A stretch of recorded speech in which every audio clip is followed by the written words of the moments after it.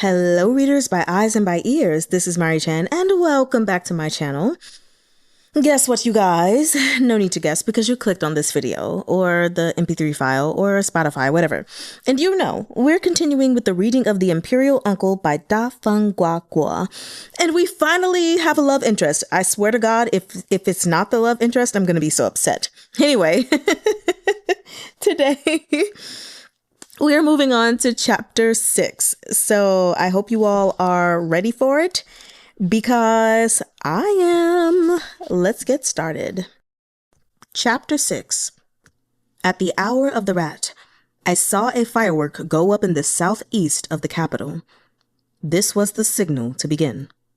According to my arrangements with Yuan Tang and Wang Tin, at the hour of the rat, with fireworks as a signal, Minister of War Cheng Bo and Yuan Tang's nephew Yuan Huan would heed 10,000 soldiers as they took the area around the capital. Li Jian and Wang Xuan would lead 10,000 more into the city and join Wang Tin's 3,000 palace guards. It was precisely because of those 3,000 palace soldiers that I had made use of the 20,000 mounted guards at the risk of being implicated. I really had no idea what kind of foolishness that idiot woman, the Empress Dowager, had been getting up to these last few years. Before Qizhe's personal rule had begun, she had outwardly yielded to me and the other old imperial uncles while secretly excluding us. She took those of us with the surname Jing to be untrustworthy and had assumed she could only rely upon those with her own family name. And that old goose, Prince Jia, was steady to a fault. He'd put on a spectacle of loyalty at a critical juncture. He had only 3,000 palace guards under his command, and after his squabble with this house sparrow, he transferred his power over those 3,000 to the Empress Dowager, resigned his post, and went home to write poetry. Neither side gained by his action. He had wept bloody tears of indignation, and I'd spat blood from an internal wound. To no one's great surprise, when it came time for Qizhe to take up the reins of power, those 3,000 palace guards were seized by the Empress Dowager's family and did not come under Qizhe's control. The Empress Dowager's family, like herself, had neither the moral fiber to be loyal nor the wit to be traitors. Those guards became Wang Tin's for the taking. As 30,000 soldiers were stationed in the capital, 3,000 palace guards were insufficient to take the palace easily, so Yuan Tang and Wang Tin had held out for many years. Minister of War Cheng Bo was leaving office and retiring at the end of the year. Li Jian would also be transferred elsewhere. Those who had done battle alongside my father and lived through the reign of 3 emperors were all now getting on in years. To the court and the people, it was a blessing that there had been no war for many years. The sole modish drawback was that conditions did not exist to create a general to whose command tens of thousands of soldiers would willingly submit. With Cheng Bo and Li Jian respectively retiring and leaving, it was truly hard to say whose hands command over the mounted guards would fall into. Even I had heard it said that the minor military officials were always locked in combat with each other, and it was a good thing Li Jian was there to keep control of the situation. The worst outcome was that his successor would fail to keep control, and true power would ebb away bit by bit, creating an opportunity for others to exploit. Yuan Tang and Wang Tin's years of patient waiting had been in expectation of just this opportunity. Grand Tutor Yuan's pupils could be found throughout the capital and the commons. There was little overlap in the scope of authority of civil and military officials, which made it convenient for them to cooperate. Everyone who had ever served in an official capacity understood this. If Yuan Tang's pupils colluded with the minor military officials, in the future, it might mean not merely 3,000 palace guards, but soldiers numbering in the tens of thousands. Although, to Yuan Tang and Wang Tin, this game piece posed no small threat. So, with Cheng Bo and Li Jian's unwillingness to hand over power as a pretext, I had used the near certainty of taking those 20,000 mounted troops as bait. Yuan Tang and Wang Tin were naturally beside themselves with joy. According to our arrangements, with 10,000 mounted guards and 3,000 palace guards acting together inside and out, at the hour of the ox, I would arrive in front of the palace, lead an assault, capture Qizhe, and seize the throne. It was more than halfway to the hour of the ox, past midnight. I was fully dressed, prepared to go out. What Yuan Tang and Wang Qing did not know was that at this very moment, the officials who had been ready to rise in answer to this rebellion would already be bound or executed. During the banquet for the Dragon Boat Festival, numerous princes had been absent because they had already left the capital. Only Prince Zong would be left. The list I had given Yuan Tang and Wang Qing of people to join in the conspiracy contained nothing but ministers who were loyal, heart and soul. The Emperor and Empress Dowager should not have doubted me so much, and Yuan Tang and Wang Qing should not have thought so highly of me. Total muster tally? Secret power? It was all fake. In reality, I was empty-handed. I hadn't a shred of power. I'd had to ask for favors, get help to make this happen. What these people had sworn to serve with loyalty until death was not my departed father, and not any military tally, but the empire of the Jing family and its lasting peace. I was now to go openly to meet Yuan Tang and Wang Qing. I would have to carry on the performance of rebellion a little longer. I changed into a casual robe, hung a sword from my belt, and led a group to the rear courtyard, ready to mount and head out. Suddenly, a series of thumps came from atop the rear courtyard wall, and a few people tumbled down. My attendants drew their weapons. From the shadow at the base of the wall came a weak voice. "Your Highness, Your Highness." It was Yun Yu's voice. I stepped forward quickly. Yun Yu's face was sickly pale in the moonlight. My heart tightened, and I hastily said, "Suya?" Yun Yu had a hand pressed to his left arm. Softly, he said, "Your Highness, I'm afraid things have gone awry." Gone awry? I distinctly recalled arranging with Prince Zong that the time to act would be when we rushed the palace, when Yuan Tang and the others were all out in the open. Why had things gone awry now? Had Li Jian been too impetuous? Yun Yu laughed bitterly. "Perhaps. Information got out through the Imperial guards, and the palace and the city. There were ambushes laid. As for the mounted guards, they too." It appeared that Qizhe had made his own provisions in addition to Prince Zong's. "The situation is hopeless," Yun Yu said slowly. "There is no chance of success. Those are all of Jing Qizhe's men outside." "Grand Tutor Yuan and Wang Qing?" I asked. Yun Yu said nothing. The faint sounds of fighting outside the walls gradually intensified. Yun Yu laughed very softly. "I never thought Your Highness and I really would die together." I grabbed hold of his sleeve. "Not necessarily." Pulling Yun Yu after me, I hastened onto the floating walkway leading to the waterside pavilion. I had left all the manor's people in the courtyard to put up a show of resistance. In the silence, there was only myself and Yun Yu. In the waterside pavilion, I groped in the dark and took 2 lanterns from a bookshelf.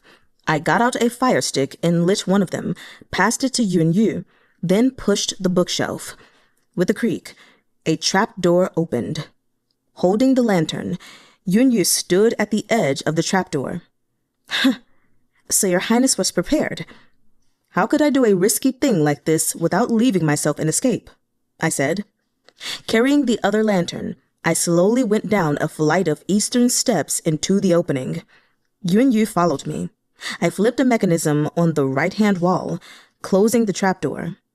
The long flight of steps extended downward. Taking the stairs for long periods was difficult for me. Taking them one step at a time, the descent was interminable. Yun Yu said, "Do these stairs go to the bottom of the lake?" "Precisely," I said. When we came down the final step, ahead of us was a winding path, so dark it seemed to have no end. At a bend in the passage, I picked up a bundle. "This contains water, dry provisions, and money. We'll go slowly. This path is a long one." Yunyu hardly said a word the whole way. The other lantern had to be kept in reserve, and the single burning one wasn't very bright. It only lit the path a few paces ahead.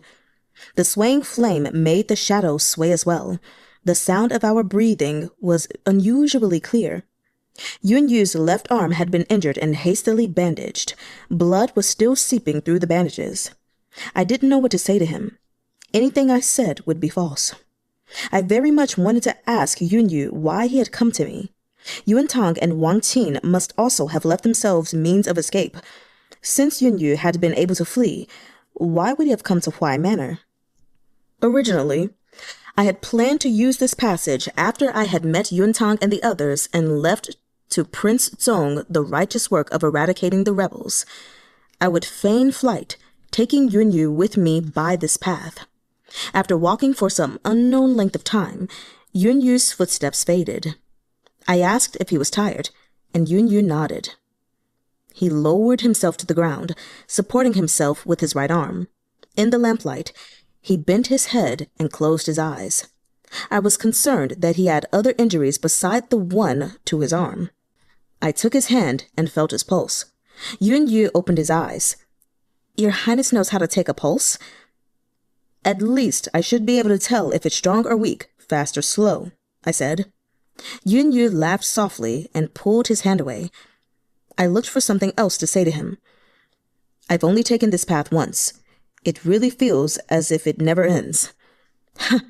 "Just as well if it doesn't," Yunyu said calmly. I looked intently at him.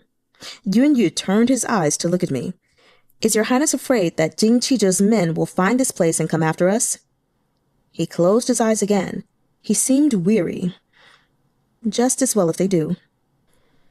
After a brief rest, we continued on ahead. I told Yunyu the history of this secret passage in fits and starts. An ancestor of my father's mother's family, that is to say, of my great-grandfather, had made his living as a bricklayer.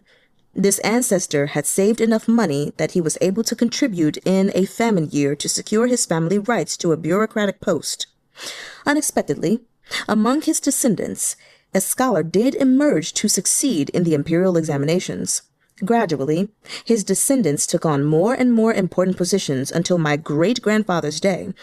He obtained a government position very much in line with his ancestral occupation, Minister of Revenue. My great-grandfather was a timid and cautious man. He thought that having risen to this post, with his daughter in the palace as a consort, his family's fortunes had turned their peak, and after this would come the so-called decline following prosperity. In order to keep the family line from ending, he wanted to create an escape route. Though his way of creating an escape route was rather a little unusual, he drew an architectural plan himself and began to work on excavating this secret passage. First, he dug a big lake in his rear courtyard. At the heart of the lake, he built an island. Then he had the secret passage travel under the lake to leave the manor. This secret passage was very long, and it had to be built in secret. He anonymously purchased some houses along the planned route. At different times, he brought in groups of workers to dig in each house. The diggers thought it was an ordinary tunnel and had no idea where it led. When the passage was finally complete, he had the holes in those houses filled in. Only the exit and the entrance on the island in the center of the lake remained. Digging this passage was very hard going. The work was only finished after he passed. When my father's maternal uncle resigned his post and retired to the country, he left the house to my father. It was then expanded and renovated into Huai Manor. This was a long story. I told it in snatches and bursts. Occasionally, we stopped to rest our feet and drink a bit of water, eat a few bites. When I finished the story, I guessed that we should be close to the exit. Sure enough, after a few more turns, the clay brick walls on either side gave way to limestone brick, and the passage narrowed until it was just wide enough for a single person to pass. After another 2 or 3 turns, it abruptly opened again. Yunyu hosted the lantern to illuminate our surroundings. He and I were standing in a square stone room with faint writing on the wall. "I don't suppose your highness's great-grandfather left behind a treasure map or a tell-all," said Yunyu. He went to the wall and lifted the lantern to look. The writing was coated with dust, but still legible. There were 2 lines of writing carved into the wall. The first was written in a beautiful, free-flowing hand. It said, "The world is wide. Freedom lies beyond." It must have been written by my great-grandfather or great-uncle. The other line was strong and vigorous. "To those who make of this room must reflect, be chastened, and strive for better." I knew at a glance that this handwriting belonged to my father, the previous Prince Huai. I reached out to press down on the stone table at the center of the room. The part of the wall with the writing about the wide world slowly revolved like a door, revealing a gap. Yunyu and I passed through the stone door together. Before us was another passage. I shut the door and said to Yunyu, "Now there is no turning back, even if we wanted to. The doors in this tunnel, except for the one in the waterside pavilion, only open one way." At the end of the passage was a flight of steps, winding up. At the top of these was another room. I flipped the mechanism and pushed open the hidden door in the wall. When we stepped out, the stone door rumbled closed behind us. Above our heads came the sound of flapping wings. This seemed to be made by bats and some variety of large moth. Ahead of us was a hazy gleam of moonlight. This was a cave halfway up a small mountain near the capital. Holding Yunyu by the sleeve, I left the cave. It was still dark. The lantern flame attracted winged insects and moths, which clustered around it. As soon as we left the mouth of the cave, Yunyu extinguished the lantern. I took him by a small path skirting a cliff face. By moonlight, the way was just visible. At the end of the cliff face, the path zigzagged straight up, narrow and precipitous. One had to choose one's steps carefully, but one could not be too slow. It took us high up. When we looked back at the capital, half the sky was glowing a dim, fiery red. I did not know what the situation was there, whether the emperor had purged Yuantang, Wang Qin, and the other rebels, whether he had sent soldiers in pursuit of Yunyu. My servants only knew that I had taken Yunyu to an inner courtyard, but a number of attendants had been keeping an eye on the people who had come with Yunyu. They likely had no idea that I had taken him to the waterside pavilion. Even if someone guessed there was a secret passage in Huai Manor, it would still take time to search for it.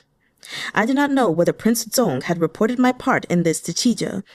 Probably he would have a hard time explaining why I had run away with Yunyu. The fact that I was a spy was known only to Prince Zong. I had no power of my own, no basis on which to plot with Yun Yang and Wang Qin. I'd had to rely on outside help. But Qizhe of all people couldn't know about it. There were too many eyes and ears in the palace. Something would get out. I had to go to Prince Zong. None of my father's old comrades in arms liked me. They thought I had thoroughly disgraced the title of Prince Huai.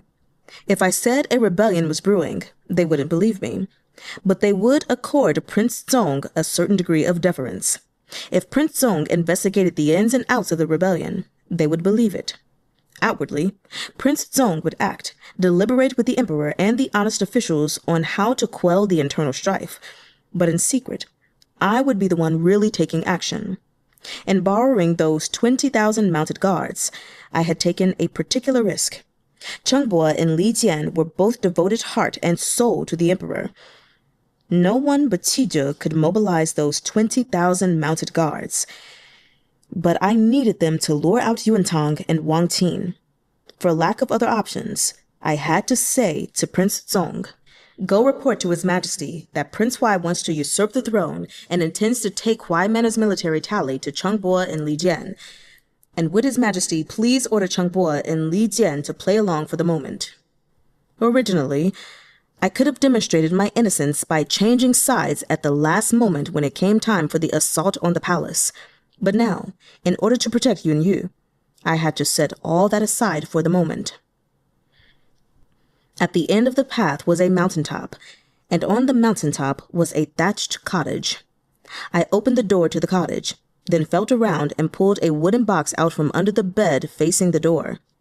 To Yunyu, I said, "There are clothes, shoes, and supplies here. Take the path down the mountain, and there will be a place to buy horses for the roadside." In a calm voice, Yunyu said, "Where will we be met?" "I'm sorry, sweetie, but I don't think he's going with you, but let's see." I took out a map and put it in Yunyu's hands. "Follow the route on this map. It will be hard for the Emperor's soldiers to pursue you. You can keep this." Yunyu folded the map and put it away. Then I took out a jade pendant and gave it to him too. "When you reach Xuzhou, there will be someone to meet you. Go to Yuan Alley and find Yuan San's wine shop. You'll have to produce this jade token in order to get to the place in Qitan." Yunyu put the jade pendant away too. "Get changed," I said. "I'll go have a look around." I left the cottage and stood at the cliff edge. To the east, there was already a faint burst of blue. Soon, it would be daybreak. I was deliberating whether I ought to go with Yunyu or stay.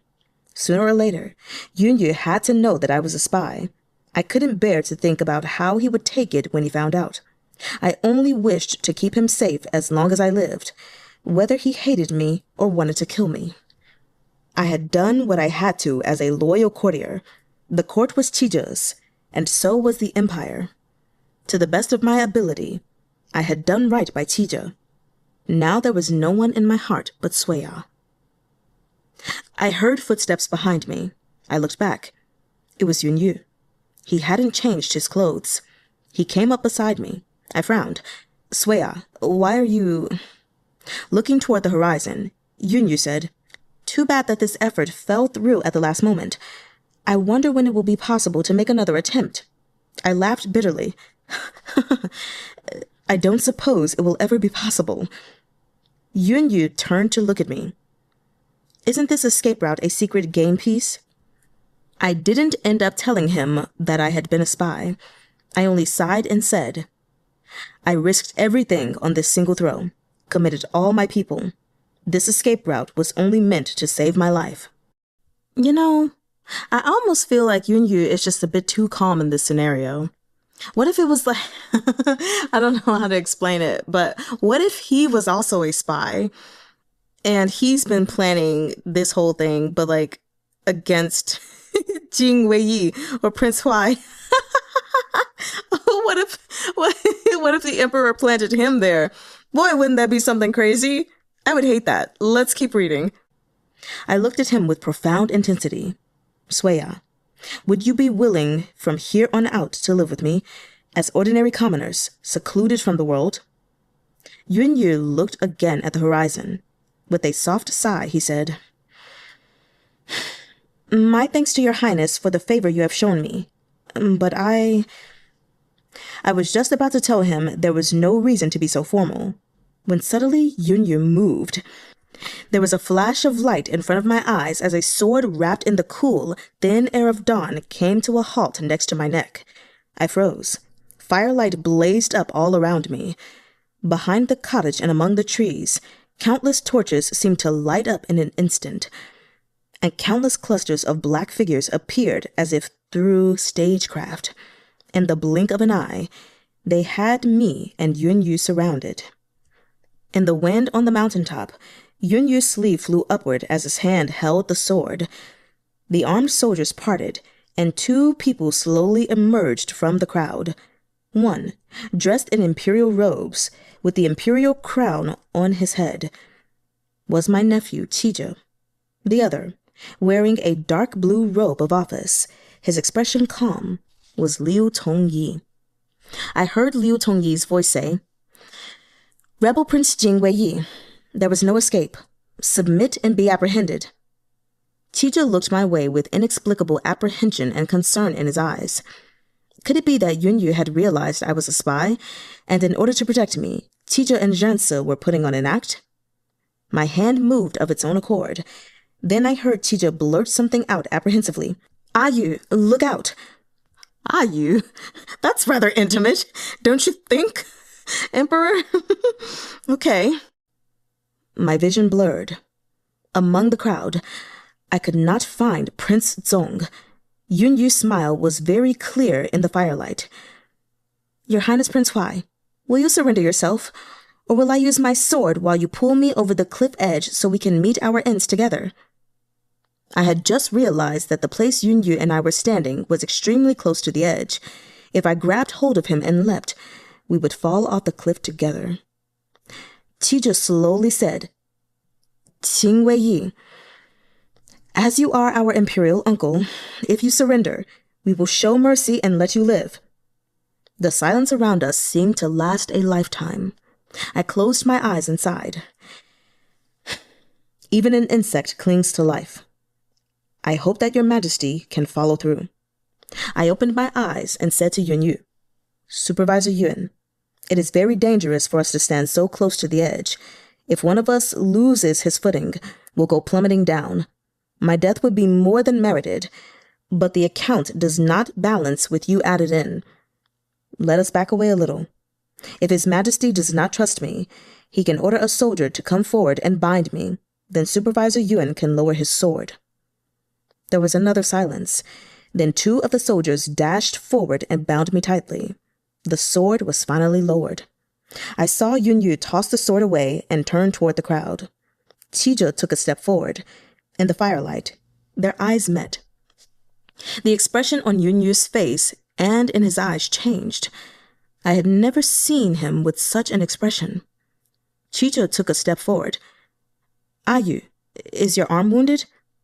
He raised his hand. Yunyu took a step back and looked at him. The firelight shone in his eyes. Then he cast down his gaze. Your Majesty, I have done all that I promised to do.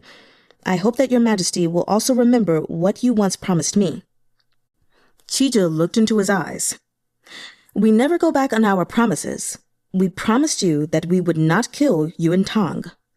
We're in public, and you two are making eyes at each other. Shouldn't you show a little restraint? Yeah.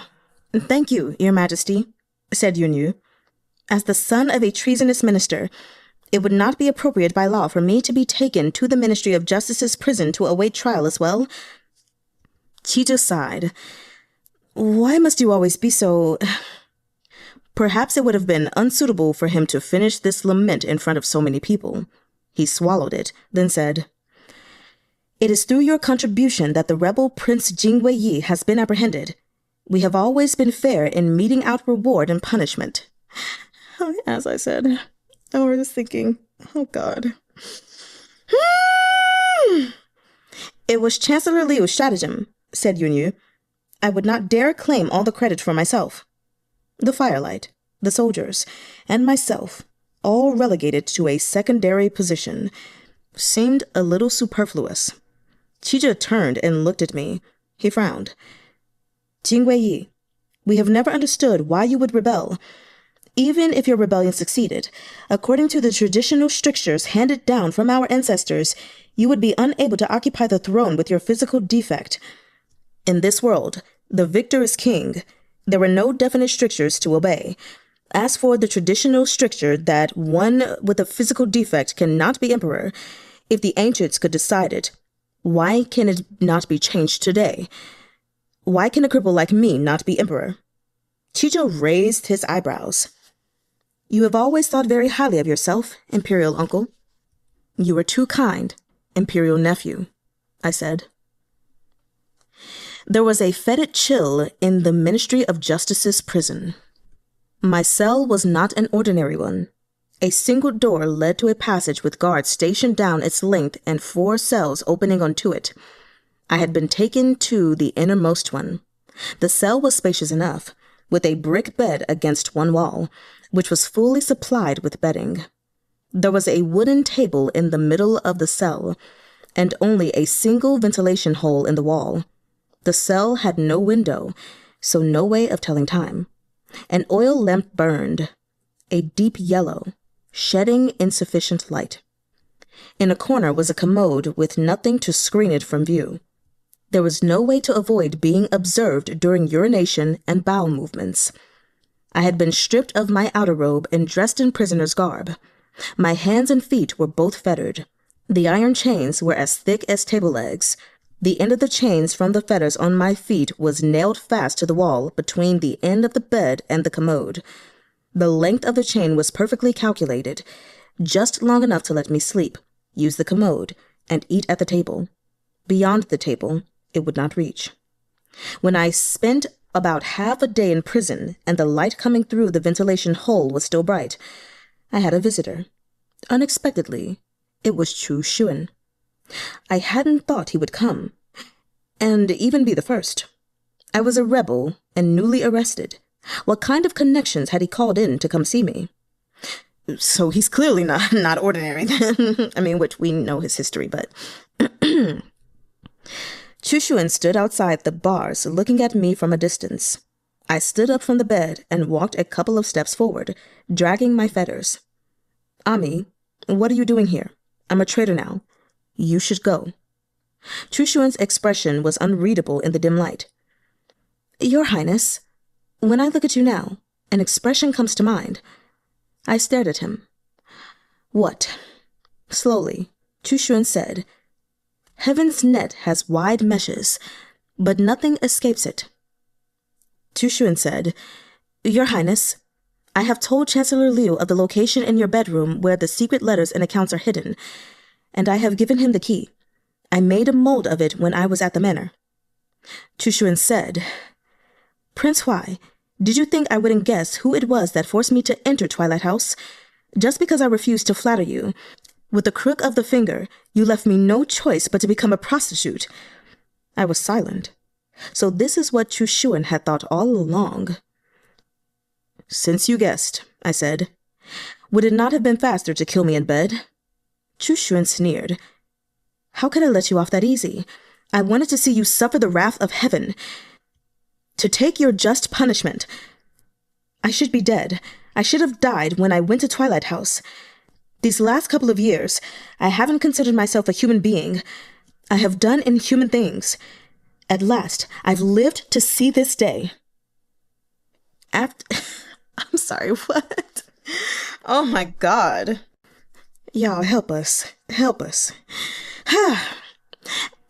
After Chu Xun left, when the light in the ventilation hole had disappeared then returned, Qili, Qizhe, Qitan, Qifei, and my other imperial and royal nephews came one after another to see me. Qifei and Qitan were the first wave.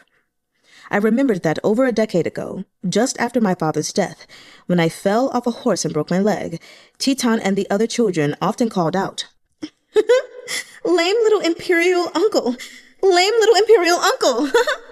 and pretended to limp as they followed me around. I was young then, and couldn't help but find these insights and sounds unpleasant. My mother told me that the malice of children was innocent. Later, I went to the palace one day with an ox-horn pendant my father had brought back hanging from my belt. The little princess tailing after me eyed it avidly. While I passed down a corridor, Chee-tahn jumped out from behind a pillar, crouched at my feet, grabbed the ox-horn pendant, and looked at me with wide eyes. I want it. So I untied the pendant. Chee-tahn smiled happily, showing off a missing front tooth, and extended his hands. Thank you, lame little imperial uncle. I raised my hand with the pendant in it. What did you call me? Chee-tahn stood on tiptoe, desperately trying to reach high enough. Then he grabbed hold of my robe and blinked. Thank you, little imperial uncle. I handed him the pendant. Chee-tahn took it delightedly and even let me pat him on the head. This was how I had bought off most of my imperial nephews bit by bit. Now I was in the imperial prison, yet they still did not avoid me and came to visit me and called me imperial uncle. Even if it was just for old time's sake, I still thought it had been worth it. Chee-tahn was repeatedly saying to me, Imperial uncle, why did you have to revolt? Why did you have to revolt? Over and over, countless times. He probably could not think of anything to say apart from this. Qifei sighed and said, After eldest imperial uncle was shot with an arrow, he pleaded with his majesty. He told my imperial brother not to kill you no matter what. The old fellow stopped a sniper's arrow for his majesty, and the arrow was poisoned. Now his life hangs in the balance. No one knows whether he will wake. For eldest imperial uncle's sake, my imperial brother will probably show you a bit of lenience. So that was it. Prince Zong had been shot and was unconscious. Heaven really did seem to be toying with me. I agree. When they had been there quite some time, Tifei hesitantly stammered out. Imperial uncle, about Yun, and I thought you knew. I couldn't answer. Lowering his head, Tifei said, Oh, Imperial uncle, why didn't you think? Yun Tang is the grand tutor, and Yun Yu often played with us when we were little. There was a suggestion once that Yun Yu should be my Imperial brother's study companion. I think it must have been my Imperial brother who brought it up. But Yun Yu is older than him, so it never panned out. It isn't just Imperial uncle, said Chee-tahn. We play together all the time, and I had no idea. Not everyone is as perceptive as you. Now that I think about it, it's true. Those knickknacks from Imperial uncle's house, when he presented them to our Imperial brother, he gave them all to that one. Yun Yu really has sometimes come to Huai Manor with my Imperial and Royal nephews in the past, but I hadn't taken much notice then. Now that I thought about it, Qizhe wasn't particularly interested in ornaments. Perhaps he was always staring at them because Yun Yu wanted them. So, it was a predestined love between innocent playmates. We could no longer speak further about this, so we sat in silence a while, and then Tifei and Qi-tahn left. Just as he was leaving, Qi-tahn said to me, Imperial uncle, my Imperial brother said he won't kill you. When they question you, don't say anything. Repent sincerely. We'll plead with our Imperial brother, and maybe... What's done is done, I said. It is too late to speak of repentance.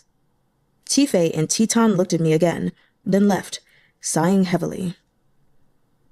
When the light in the ventilation hole was gone again and I was dipping dry mantou buns in water, a crowd of guards clustered around a person appeared outside the bars of my cell and opened the cell door. I put down the dry mantou and looked up.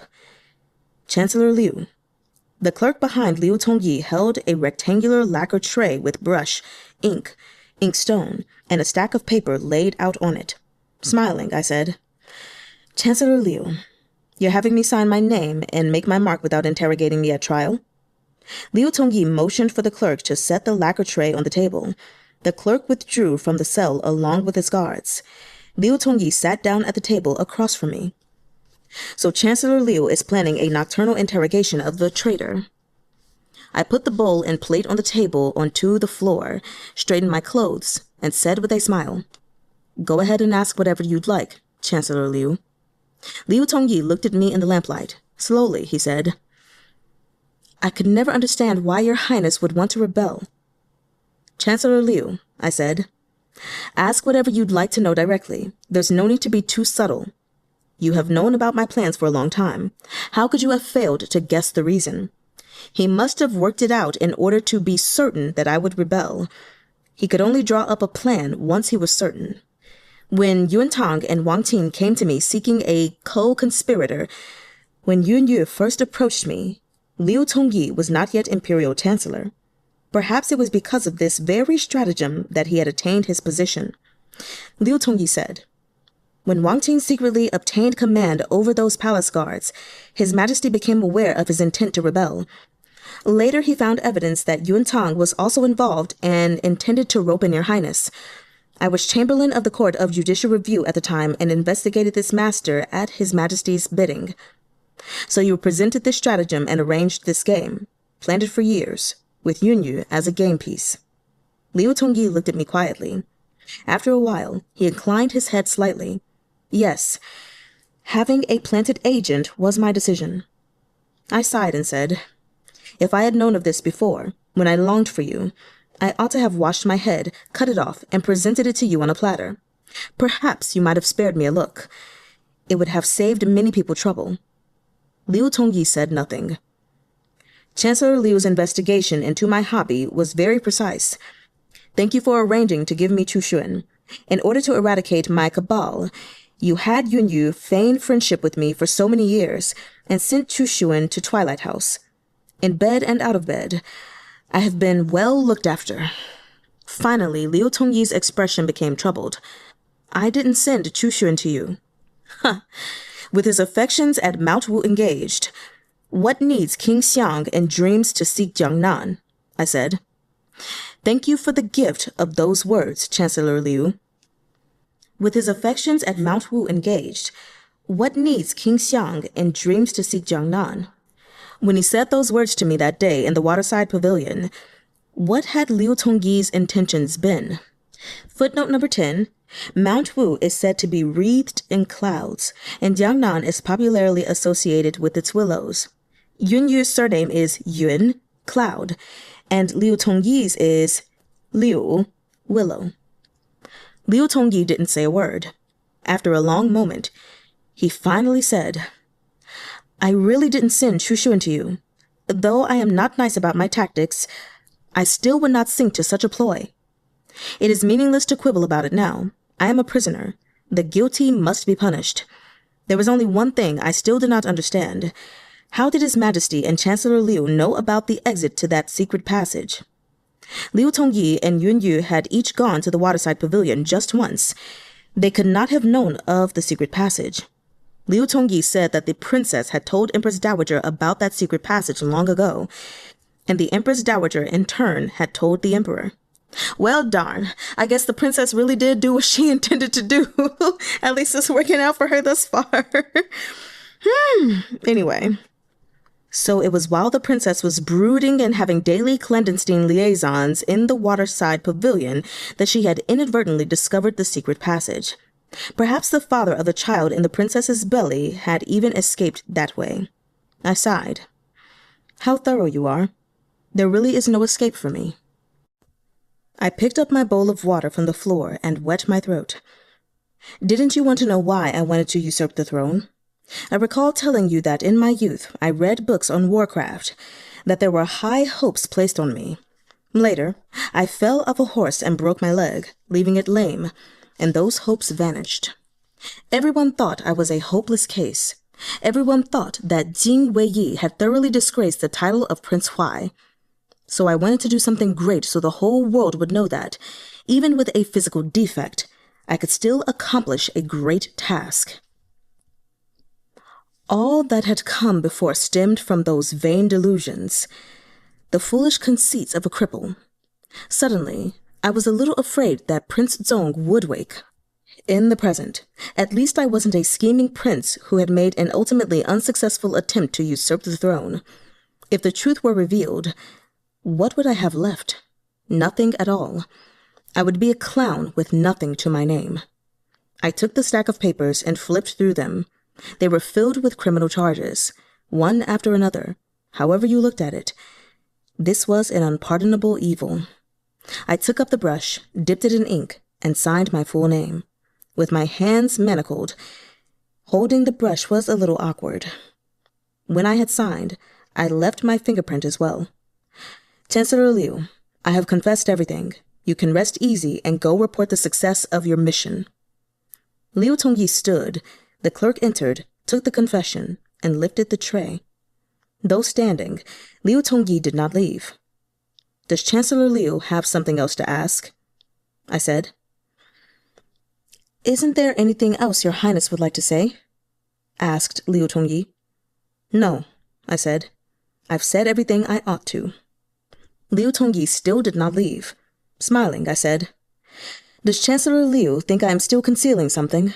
Supervisor Yuan took my very last little fallback. If you do not believe that, you can go investigate.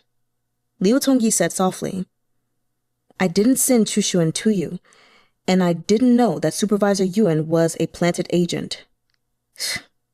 What difference did it make? And so what if you did? I said. Morally speaking, in order to apprehend Prince Jing Weiyi, you were perfectly justified in doing so. It was a matter, of course. Again, Liu Tongyi did not speak. At last, he turned and left. Does anybody else just want to cry right now? Oh, I feel so helpless. Things need to change. But we still haven't even made it halfway through the book yet. Oh, God. I went to lie down in bed and finally ended up falling asleep. When I opened my eyes, I didn't know what time it was. I poured some water from an earthen jar and drank it. Some guards brought in a few dishes and said that Imperial Chancellor Liu had instructed that they be prepared. I was served a bowl of hot porridge and 2 or 3 side dishes, not especially fine, but good enough, and all suited to my tastes. Had I known it would be like this, I would have asked to sign the confession earlier to spare myself some meals consisting of mantou. of mantou. When I was full and sitting up in bed to digest, a number of personal guards and a jailer slowly approached my cell, following someone who came to a standstill outside the bars. It was Yun-yu. The guards opened the cell door, and Yun-yu came in. He raised a hand to wave all the attendants out the door. I smiled at him. Supervisor Yun. Yun-yu smiled too. Has your majesty been well? From his tone, he might have been greeting me on a regular visit to Huai Manor. Naturally, prison isn't as comfortable as home, I said. Yun-yu sat on a small bench beside the table. That's certainly frank, Your Highness. He looked intently at me with a small smile hovering at the corners of his lips. His Majesty has seen the confession that Your Highness signed last night. I see, I said. At the morning court assembly, said Yun-yu, the officials earnestly requested that His Highness put your... Highness? What is that, Mari? The officials earnestly requested that His Majesty put Your Highness to death, but His Majesty promised that he would spare Your Highness's life, and he is not prepared to go back on his word. There are now 2 paths open to Your Highness, though that will have to wait until all matters are complete, when Prince Zong has recovered consciousness, and the valley and Xuzhou have been investigated. Presumably Yun-yu had come today representing my nephew the Emperor to tell me of those 2 paths and let me choose one. Smiling, I said, I wonder what those 2 paths are. What witty arrangements my imperial nephew has made, having Chancellor Liu bring me the confession and ordering Supervisor Yuan to show me the way forward. Not so witty as Your Highness's remark, said Yun-yu. Of the 2 paths, one is to send you to live in a quiet and tasteful spot, though a bit small and with rather a lot of servants, and the servants might not suit Your Highness's liking. This was house arrest for life. Yun-yu went on. The second path is to ask Your Highness to reflect upon your wrongs and ultimately have a great awakening. Pufang Temple is located in the capital suburbs. Upon entering that pure sanctuary, all your earthly burdens will be laid down. So they wanted me to shave my head and become a monk. I can lay them down, I said, but I'm afraid there will be too many young monks in the temple for the abbot to feel comfortable. Do not worry, Your Highness, said Yun-yu. This temple was established especially for you. There will be no one to provoke Your Highness's worldly impulses. This was also house arrest. Just house arrest after shaving my head. I would probably have more space to roam, the run of a whole temple, instead of being locked up in a single set of rooms. So the choice is whether I would prefer to be able to move freely at the cost of a vegetarian diet. What a difficult decision. Permit me to consider this more carefully. There is no rush, said Yun-yu. It will take some time for everything to be appropriately investigated. Your Highness can think about it. He paused, then raised his eyebrows. From His Highness's witticism earlier, I take it you must be angry with me. No, I said sincerely. Yun-yu's conduct toward me had been no different from mine toward him. To him, I was a traitor, and he was righteous. He had been perfectly justified in what he did, for the nation, for Qizhe, and in order to protect his father. He had done no wrong. He had always cautioned me against Liu Tongyi, and had even had Liu Tongyi and Chu Xun perform a duet to hint to me that they were acquainted. There had been forbearance in all of this. Only, I had been too deeply ensnared to see it. How could I be angry at you, Supervisor Yuan? I said, then joked. I recall, I once thought it would be suitable to die at Chancellor Liu's hands. Now I feel perfectly happy to have been personally captured by Supervisor Yuan. With a rueful expression, Yun-yu said, Your Highness certainly is the most romantic man in the capital. On one side of his neck above his collar, I made out a faint mark, indistinct in the light of the oil lamp. I continued, All your conduct toward me stemmed from the fact that our positions were different. Had I been in your position, I would have done the same as you. Every man chooses his own path. There is no right or wrong. Every man has his own fate, and to live decently is to accept that fate. I lost because I refused to accept mine. It is precisely the outcome one might have expected. Your Highness is not the only one like that, said Yunyu. My father is the same. My father has always seen His Majesty as a young, ignorant emperor and believed himself to be experienced and astute. I am his son. I knew perfectly well there was no way to talk him out of it. At last, a trace of weariness and frustration appeared in his expression. It made sense for Yuan Tang to misjudge Qizhe. As Grand Tutor, he had watched a child grow up to be an emperor. It would be easy to continue to see him as that innocent child, as if he didn't know how quickly people could change. Perhaps the only one who completely understood Qizhe was Yunyu. At any rate, you have saved your father's life, I said. He won't be able to accept it now, but eventually he will understand that you did this to protect him. Yunyu shook his head. He cannot take the loss as well as your Highness, nor see as clearly. Thank you for the compliment, Supervisor Yuan, I said. Well, perhaps Grand Tutor Yuan and I will be locked up together, and I'll cheer him up, help him see that it's better to accept triumph and failure as they come. Yunyu smiled again. Your Highness is joking again. How could he lock you and my father up together? It went without saying that he was Qizhe. Smiling, I said, on the subject of jokes, there's something I want to say. Next time you get into a tiff, don't just grab whoever happens to be around in a drunken lark to vent your frustration. This isn't something to play around with. You see, if it's someone as given to self-conceited misunderstandings as me, in a few days, they'll be coming to you with romantic declarations, and won't that be annoying? That day at Yuehua Pavilion had seemed to me that Yunyu had something on his mind, and I had been right. My eyesight wasn't as poor as all that, because while I myself had never seen sincerity, I had experienced enough insincerity to be able to distinguish the two. Yunyu's expression stiffened. With a bitter smile, he said, Your Highness is a little angry at me, after all. I did go too far then. I was a little drunk that day. Later, I did regret it and didn't feel comfortable going to visit you for a few days for fear of awkwardness. Then I really must thank my Imperial nephew for imposing on you, or else you might have never come to see me again.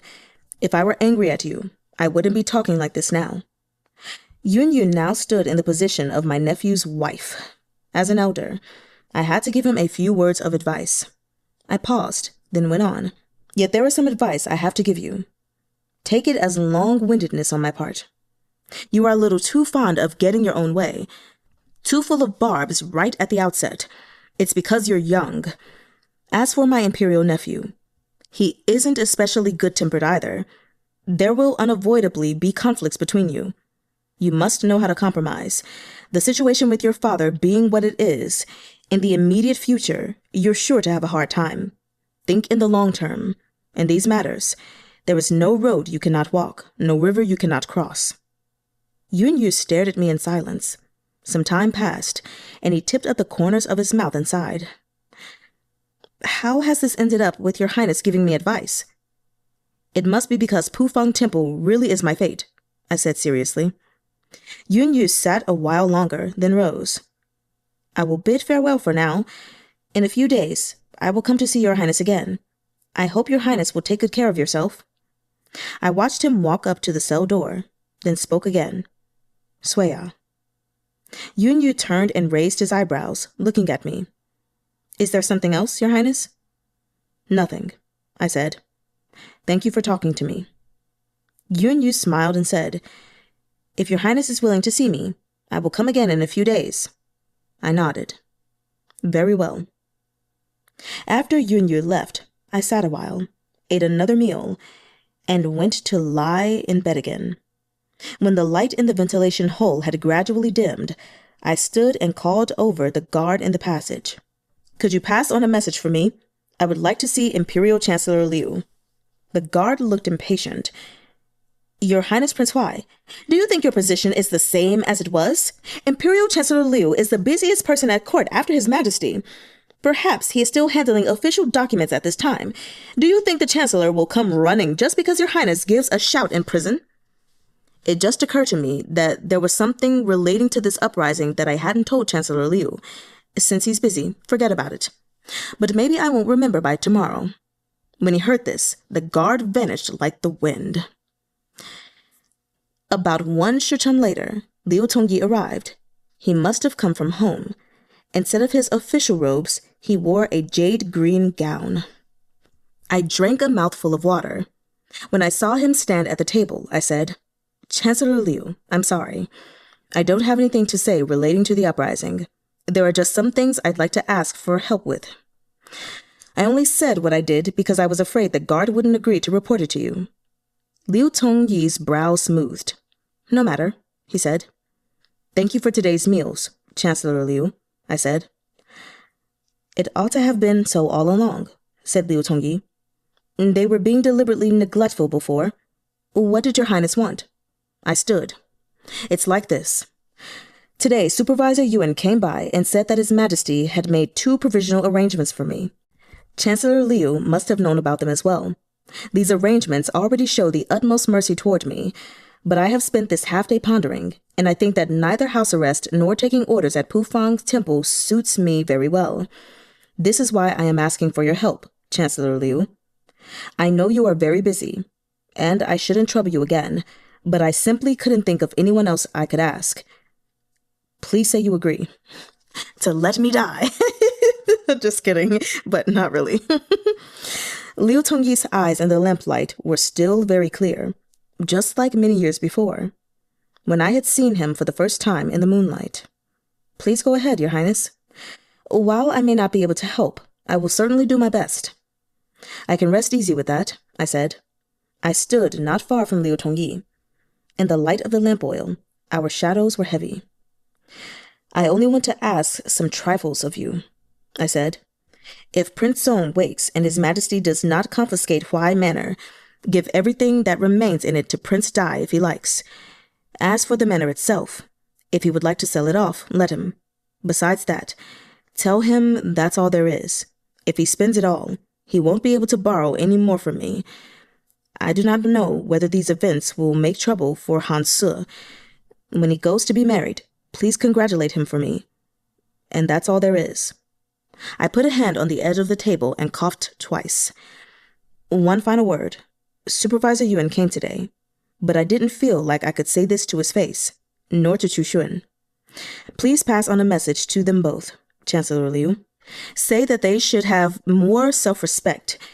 There are so many paths to take in this world. They shouldn't degrade themselves again.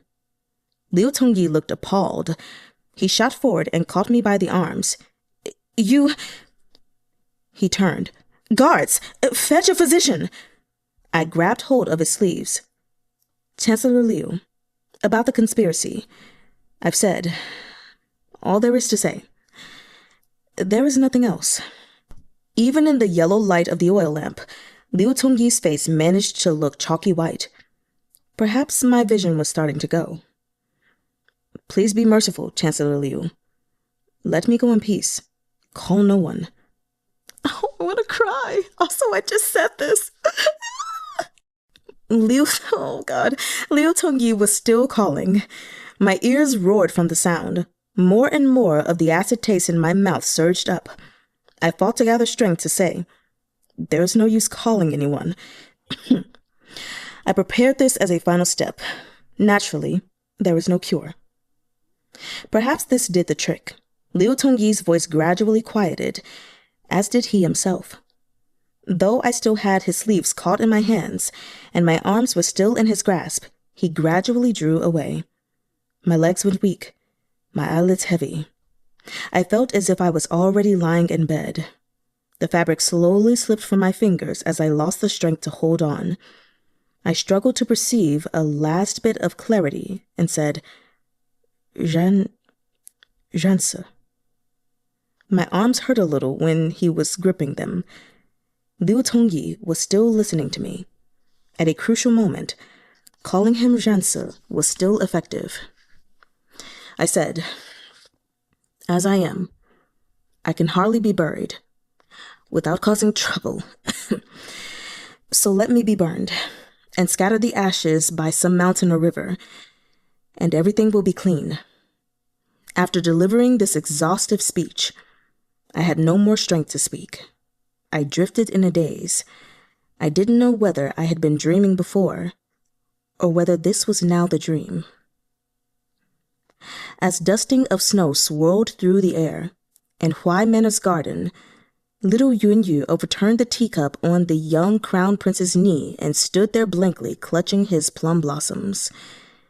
Then the child in the boa-embroidered robe said before him, "There was nothing the matter with me. Do not scold him or punish him." Yunyu's eyes opened wide. Snow that had blown in under the veranda roof settled on the plum blossom branch in his hand. The moon like a silver mirror, a pond full of stars. The youthful Liu Tongyi sat under a lantern, reading by its light, holding the legend of the red-bearded hero in both hands with his attention raptly focused on each and every page. As fog came up, and in the blink of an eye, night turned to day. The young Zhuangyuan with flowers in his hair wore a red robe. The green waters of the pond were gone, and the courtyard was full of crepe myrtle, its flowers bright and beautiful. I wanted to ask Liu Tongyi whether he still remembered the last line of the legend of the red-bearded hero. Since time immemorial, so many righteous fellowships and heroic ideals have come to naught but a good pot of wine, a drunken reverie, and a night of pleasant dreams. Okay. Well, okay. Well, I truly have no words. I do, but I don't. It's just, my gosh, I don't know what to think of this chapter. So much happened. Everything just escalated too quickly for me. What? Actually, it really didn't. Everything was building up to this point, and it came, and it's just like ba-boom. I guess I can finally say we are literally 5 pages away from being halfway through the book. But okay, so we have this Prince Zong, which is Zong, who basically was his only ally in this whole plan to basically be like, okay, this was a revolt, but turns out, boom, look at what I did. But basically in the very beginning, the revolt failed. And it's just like, okay, well, now I hope people don't find out about this because I failed at doing that. So life sucks for me. Anyway, oh my God. Yunyu working with the emperor in Liu Tongyi. I'll be honest, I originally didn't see it coming. I know at some point when something happened, I was like, oh my gosh, what if? And then it turned out to be that, but I wasn't really expecting it to be that. Oh my God. I'm jumping all over the place. The fact that the first thought for Jing Wei or Prince Huai, as soon as he found out that something had gone awry from Yunyu, was to take Yunyu to safety, for him to already have paved the way for him to be able to escape. Only to be betrayed. I don't know. I'm genuinely hurt for him. And then it's like, not only that, but the friendship. Was that false? Yunyu, did you not feel any type of friendship toward him at all? Or did you, but you still were doing your duty? That is one thing I do want to know as far as his feelings. Man, let me see if I had notes that I wanted to share with y'all, in the book. I have notes written on one big sticky note, but I can't remember if I had little things throughout the chapter as I was going. So it looks like Oh, yeah. On page 197, I had put a note here just saying, this feels odd for some reason. I hope that Yu isn't playing double agent, because if so, man, that would really hurt so badly. Please don't be that. And that was on the page where he was like, basically, where he was like, too bad that ever fell through at the last moment. I wonder when we'll get a chance for another attempt. I just felt like he was too calm about everything, you know? And so that's why I was suspicious, only for, what happened to be what happened. And so then we have him in prison, of course, and Chu Xun coming to visit, being one of the first people to come visit, and accusing him of being the reason that he's a prostitute. And for me, it's like, where did you get this information from, Chu Xun? Is it accurate? Honestly, I don't know what Chu Xun looks like, but when I hear Chu Xun, I'm going to tell y'all who I think of. Number one, I think of Zhongjing, at least I think it was Zhongjing from Arha. Oh my gosh, I just need to make sure that's the right name. Rongju from Arha.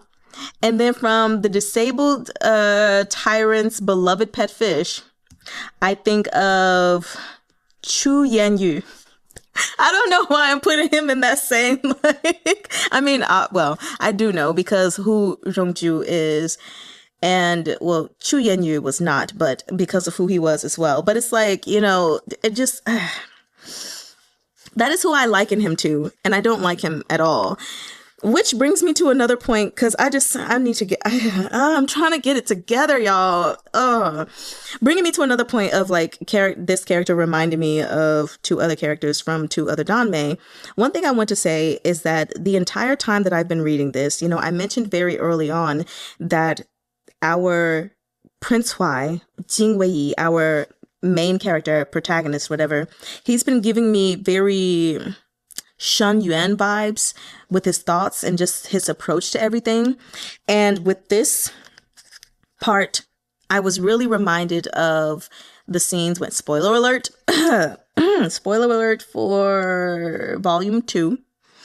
So skip ahead to like a minute and a half just to be safe. And then you can rewind if I didn't go that far, starting in 3, 2, 1. But I was reminded in SVSSS when Shen Yuan, but Shen Qingqiu was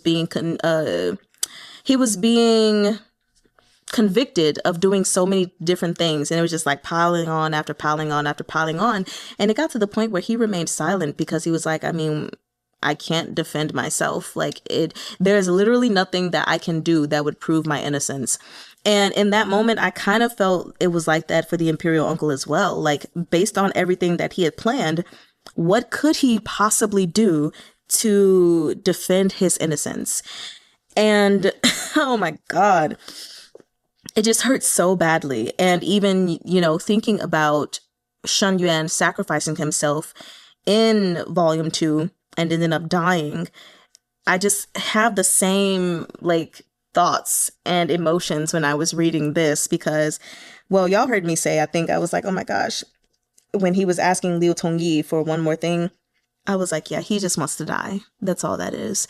He does not want to do either of those house arrest options, only for us to see that he took something, and whatever that something is something, it's okay. And so anyway, I liken him a lot to Shen Yuan. And then when it comes to Yuan Yu, even though it's not the same because he's being loyal to the emperor, I liken him to Shang Qinghua from SVSSS, which is interesting because for those of you on Patreon who are reading it so far, their voicing is kind of the same. I think I give even more nasaliness to Shang Qinghua, like, cucumber bro, come on. But just in that area of my voice, that's kind of where I've put Yuan Yu, and so I think it's ironic that I started doing that from the beginning because that just felt right for him. And now I'm like, yeah, I think that's pretty right. Y'all were supposed to be friends, or that's what you thought. And then he turned out betraying you for good cause, I suppose. But like, well, darn. Darn Skapinski. Like, ugh, I'm so hurt. Anyway, and then him talking about his physical defect because he fell off a horse and he's got a little leg problem. I'm like, the world we live in, I know this is not the same. This is fiction, but it is reality. But the world he lived in, the world that we live in can be so cruel sometimes, how we are just so quick to judge people or dismiss them or write them off because of things, just the most random stuff, things that shouldn't matter but do, and I just feel so bad for him. And I even understand why he wants to die. And in his position, I would absolutely commit suicide. Like, what else would I do?